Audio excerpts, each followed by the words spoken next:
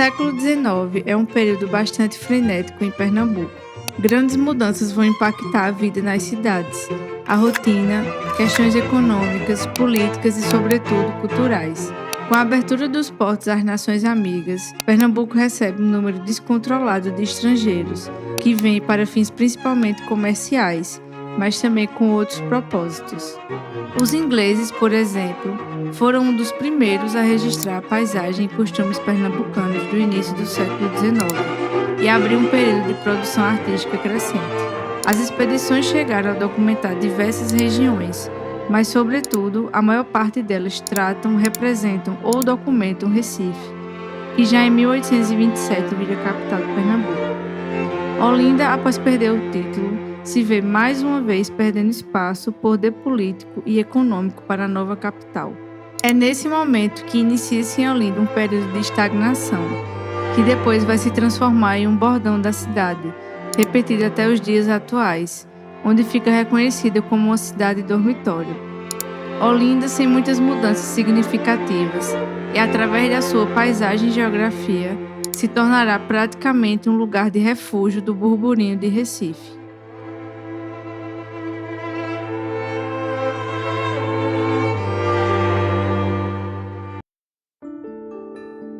Apenas no fim do século XIX para as primeiras décadas do século XX é que a cidade passa por algumas mudanças, reformas e novas construções residenciais e volta a ter uma circulação maior de pessoas, que essencialmente nos fins de semana irão respirar os ares praeiros com os banhos de mar que eram receitados por médicos da elite da época, que relatavam que o mar trataria e curaria diversos males.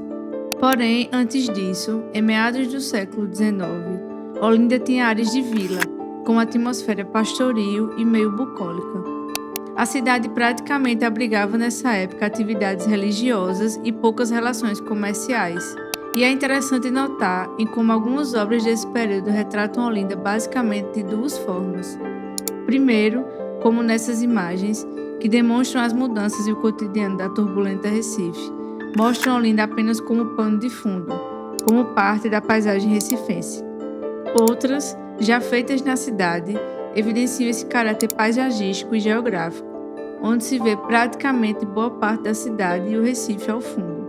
A paisagem vista da Sé, retratada desde os tempos do governo holandês, muito pintada por Frans Post em suas obras, continua sendo uma das partes da cidade mais retratadas desses artistas estrangeiros. Essa gravura, por exemplo, litografada por Wilhelm Bessler, documenta um pouco a rotina nas mediações da Igreja da Misericórdia. Ela representa um pouco essa calmaria da qual estamos falando aqui. Mas essa outra litogravura, também de Bessler, de meados dos anos 1850, representa melhor esse período aqui e retrata Olinda de um ângulo mais panorâmico, aglomerando e exibindo os principais complexos religiosos da cidade ao fundo. Logo no primeiro plano, vemos ainda uma vegetação abundante, com poucas pessoas circulando pelos caminhos. Alguns carregando algo, outros sentados e até animais descansando fazem parte dessa paisagem.